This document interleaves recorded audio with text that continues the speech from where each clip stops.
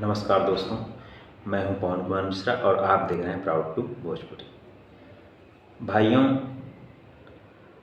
आप सभी को पता है कि रितेश पांडे जी का एक सॉन्ग आया था जिसका नाम था भैया हमार हमें राम जैसन। सॉन्ग का टाइटल था एके कोखिया के भाई।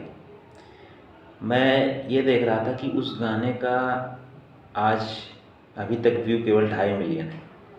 सोचकर बहुत दुख हुआ कि जहाँ पर हम चाहते हैं, जहाँ पर भोजपुरी में हर तरफ बोला जाता है कि गाने अच्छे होने चाहिए, गाने में अश्लीलता नहीं होनी चाहिए, वहाँ पर इस गाने का भी केवल 2.5 मिलियन। तो ऐसा ना करें, आप सब उस गाने को ज़रूर सुनिए।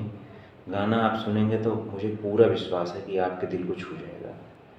और अगर हम अच्छे गानों को सपोर्ट नहीं करेंगे तो हमारे भोजपुरी में गाने कम अच्छे बनाए जाएंगे, फिर उसका दोष हम गायकों को देंगे। तो कम से कम जो अच्छे गाने हैं उसको आप लोग सपोर्ट कीजिए।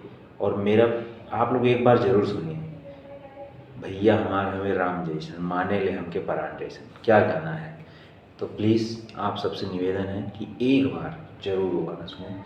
तब तक के लिए धन्यवाद। मिलते हैं अगली वीडियो में। Love you all.